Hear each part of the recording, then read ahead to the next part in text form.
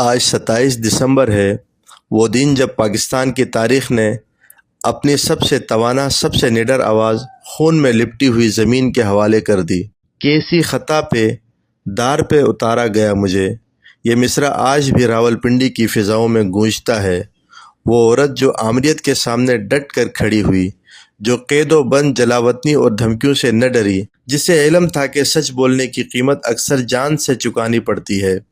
بے نظیر بھٹو صرف ایک سیاستدان نہیں تھی، وہ ایک نظریہ تھی، ایک وعدہ تھی اس قوم سے کہ اقتدار کا سرچشمہ عوام ہوں گے۔ مگر سوال آج بھی وہی ہے، کس جرم میں قتل کیا گیا اسے؟ عوام سے محبت کے جرم میں، جمہوریت کی بات کرنے کے جرم میں، یا اس سچ کے جرم میں جو طاقت کے ایوانوں کو لرزا دیتا ہے؟ حقائق کے اوپر پردہ نہیں ڈالا جا سکتا۔ My father preferred to stay in Rawalpindi district jail and face the gallows and give his life.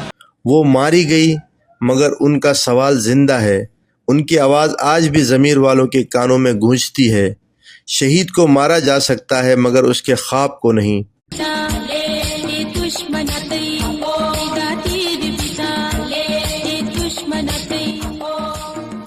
آج بے نظیر بھٹو کی برسی نہیں، آج پاکستان کے ضمیر کا یوم سوال ہے۔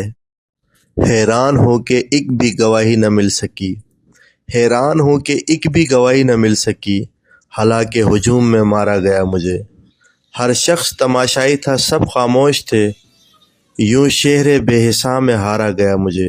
سیاسی مدرسے والے اسلام نہیں سکھاتے، سیاسی مدرسہ والے خواب بیٹھ کر کے چھوٹے بچوں کو سکھاتے ہیں بم کیسے بناؤ، بندوق کیسے چلاؤ، عورتوں کو کیسے مارو، بزرگوں کو کیسے مارو، بچوں کو کیسے مارو۔ جن سے امید عدل تھی وہ بھی نہ بولے، جن سے امید عدل تھی وہ بھی نہ بولے، اپنوں کے دائرے میں ہی وارا گیا مجھے۔